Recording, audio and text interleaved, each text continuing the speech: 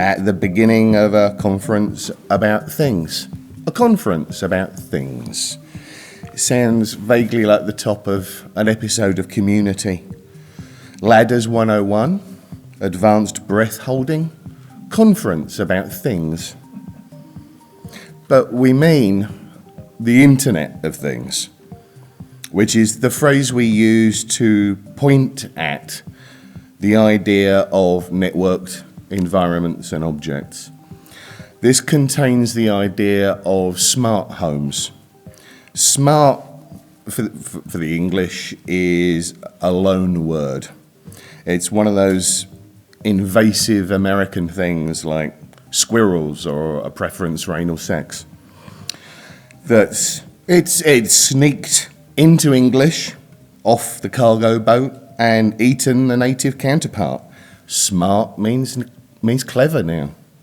Smart used to mean well-dressed. Back in the days when, living in crappy blue jeans and a t-shirt off Cafe Press was a sign of concern and a cry for help rather than a uniform. Language has taken a turn. The term Internet of Things is a desperate attempt to make a pointer for a field that barely exists yet. We do this a lot these days.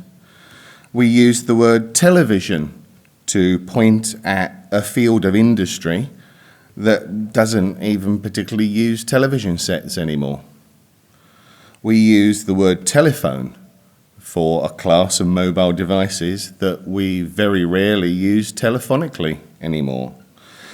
And we act like the term Internet of Things makes sense for the field we're trying to define. And unless the modern internet was originally biological in nature, it always was an Internet of Things. I always got my internet out of boxes of various kinds, didn't you? If you think Internet of Things is a good name, did you previously obtain your connection through whale song or echolocation? Did you pour Soylent on your internet lobe to get online? Did you send your packets by Raven? Of course you bloody didn't. It's always been an Internet of Things. And you people have never been any good at naming stuff, which is how we ended up with tweets. At this point, I have to confess something. The conference organisers brought me here with the specific brief to shout at you. Probably because a lot of you are too interested in building crap. Too many of you just shrug when you hear that a smart home service has shut down overnight. You even used the word service without really understanding it. You don't want to have to handle customers. Customers being the word for human beings who have expressed trust in your expertise and conscientiousness using their own money. Many of you have never done real time in retail and learned the principles of delighting the customer.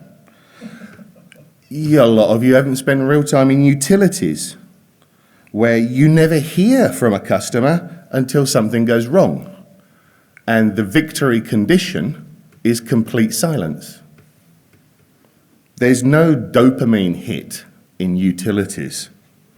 Don't do utilities if you want to be loved. Don't do retail if you can't handle having the insanity of the human race rubbed in your face every day.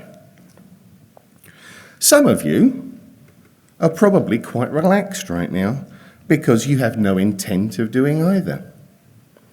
Some of you just want to build a device or a process. You want to soft launch it, get your story on TechCrunch, wrangle the 1,000 people you've gulled into buying the damn thing via getsatisfaction.com, and wait until someone buys you out. There are probably people in this room who are just doing it for the exit. And when they get it, suddenly 1,000 people will discover that their light bulbs no longer work, or they can't heat their home, or they can't get into their front door. These are perhaps minor stakes to you, and yes, there is probably something wrong with anyone who outsources the operation of their front door to 3 gormless children in the Mission District startup who spent most of their seed capital on Uber and artisanal toast. They probably got the idea over 3 of those awful IPA beers from Portland. Uber for front doors. Dudes, we're geniuses. Order more toast. But they're not minor stakes to the people outside this room. In order to pursue this field, you will inevitably be asking for entrance into people's homes. You can't just allow yourself to be invited in. You can't allow yourself to be invited into my house and then fuck around in my fuse box for an hour, set the fridge on fire, take a shit on my floor, and then shrug and say, oh, well, that didn't work out. Move fast and break things, right? I mean, not without me obviously murdering you and composting your body, crap t-shirt and all. When my internet thing stops working, I can go downstairs, put some music on, read a book until it comes back on. When my internet house stops working, that's an entirely different story. The stakes are exponentially higher than providing a web or app-based service. Buyer beware is a warning to the consumer about mindful purchasing, not an operating principle for a company to live by. And, like I say, that there are probably people in this room who don't care about that. You will meet other people in the same general field as you who don't care. They're looking for the exit. And they will be the people who strangle this field in its crib. Same people who put augmented reality into a cellular coma for 5 years by using their skills to provide ways for estate agents to sell you houses. Have you noticed how the term B2B is coming back? Business to business. It's creeping back in after apparently dying in the bubble burst of 2000. I did a tech conference in 2000 in London, and it was about storytelling and online narrative. It was me and a guy from Aardman Animation. And someone at the back stood up and about 10, 15 minutes into it and said, what are the B2B applications? The moderator, bless him, said, no, we're talking about storytelling. And that guy and about half the room stood up and left because there are no B2B applications in telling stories. That's coming back. You are going to start seeing that attitude again. Yeah, it's easier than running utility. It's hard. Don't get me wrong. I'm being glib and flippant, but I know it's hard. And Samsung and Apple and several other large corporations want in on it. On the bright side, that will give you lots of exit opportunities. And soon you could be drinking cocktails in Bali while Amazon deals with the backlash from the smart door lock you sold them that still doesn't work properly. And they'll spend the money on iteration until the device either goes away or starts working properly. And the users will have to buy Amazon Prime membership for their house. And then someone will hack your house through the buggy Wi-Fi thermostat you bought. And your house will start ordering Downton Abbey downloads. And you'll come home to find it's 40 Celsius indoors and the sink is flooded and your fridge has been turned into a porn spam bot, and you'll realise that your house is now masturbating to Downton Abbey. If you can get in the front door. The state of the Internet of House Things is that most of it doesn't work. It's still easier to get up and operate a light switch than it is to operate a smart light from your phone. And, like most things that are interesting to me at any given time, special skills are still required to set most things up. And that is, I think, an important point. If you are intending to think about and build networked home devices, they, by definition, are not for the people who are for the people, who are not in this room. Nobody is going to learn to code just to operate their house lights. There is no necessary learning curve for lights. If I need electrical skills beyond plugging in a light bulb, then I'm afraid it's not me, it's you. This has been a traditional sticking point. I know it has. Not least because there's a traditional lack of understanding about how service industries work. When was the last time you ordered a coffee and the barista told you you couldn't have one until you came around the counter and learned how to operate the coffee machines yourself, because you need to understand the system in order to appreciate it? That said, this is Berlin. That might have happened. Still, I stand by the metaphor. And as you go forward into today, be aware that people should not have to be Torvalds or Tesla to make your processes work. You're talking about entering people's homes today. That's big. That's complex. For most people, allowing new objects into their homes is a real decision. And if it makes living in their homes harder and more frustrating, they just toss that shit out. And you all know that because you do it too. But thinking about IoT can make you forget. and your expertise can lead you into the illusion that things that are easy for you are easy for everybody. But we don't let just anyone into our homes. We have to be convinced of their value and safety. Imagine that we're talking about an internet of homes. Let that focus you. The English word home comes from a Proto-Germanic word that meant both home and village, but also an Old Norse word that meant both home and the world. Don't be flippant about the move towards people's homes. I've been flippant enough this morning for all of us. Making a world out of someone's home is big because their home means the world to them.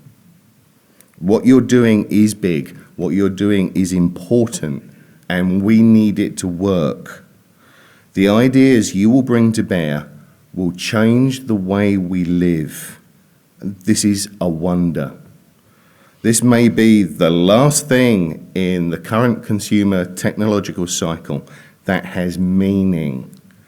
You are taking a position of bringing forth a future that has really only lived in science fiction, like the flying car or the jetpack, and making it concrete and wonderful and commonplace. You're inventing an entire field and an entire way of living in private. That's an amazing thing. When Edison iterated that tiny thing that changed the way we live, the cheap and simple mass-produced electric light bulb, people called him a wizard. He was the actual Wizard of Menlo Park, and he turned the world on its head to the degree that he said, henceforth, Only the rich will burn candles. You are gathered here today to do the work of wizards and draw down a future where light switches will only be flicked by the servants of the wealthy as a sign of their fortune. Wouldn't that be an interesting place to live? Where the way we live now is preserved only as a pretension of the aristocracy. A Downton Abbey of heaters that don't know when you're home, and having to start the slow cooker by, my God, touching it like a fucking cave dweller. Archaic museum quality rooms that are so antiquated that they cannot even see you. Being wizards isn't a good reason for you to be arcane. Secret wizards are of no use to anybody. I'm not going to sacrifice a chicken to my Wi-Fi router for you or anybody. Carry this with you today. Most of your users will be as stupid as me. That's a difficult bar because I really am quite stupid. But that's your challenge. Imagine a middle-aged man who wants to hit people when they say the words playful learning, and views anyone who shows up with a breadboard and circuitry as either dangerous or deficient. Someone who scowls at his TV remote on the rare occasions he's allowed to watch television unsupervised. I haven't finished learning English yet, so I'm not going to learn Rails. I get angry at vacuum cleaners. I own a tumble dryer so old that it is haunted. Laugh at me, mock me, but understand that I have disposable income and am interested in your products and services. I am your worst nightmare. I am your most likely customer. And I delete apps from my phone when they require more than 3 taps to achieve one action. The glorious and valuable thing that you are going to do is invent this field and then tame it for the rest of us. Doing half the job is going to be much, much worse than not doing it at all. Most people in tech fields, in most fields, only do half the job. You are going to do better, because we need you to be brave in your thinking and your engineering, but more, we need you to be committed. And you're going to, because you're here in this room. You are surrounded by people who have generally the same goal. And the ones who don't share that goal, you will detect them quickly, and together we can burn their bodies outside. We can murder them and burn them as an offering to the wizards of old, who just wanted to make the future so simple and affordable and ordinarily magical that everyone could have it and hold it in their hand and use it. We need you to do that. We're relying on you to get it right. Please do. Thank you for your time.